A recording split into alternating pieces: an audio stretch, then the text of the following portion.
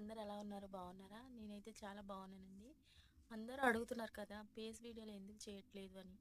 Camera ముందు రావడానికి ఏమైనా భయమా అని. నాకే భయం లేదండి. కాకపోతే కొంచెం ఒంట్లో బాలేనప్పుడు ఫేస్ అంతా పాడైపోయిందండి. ఒకసారి చూడండి మీరు. డిప్రెషన్ అండి.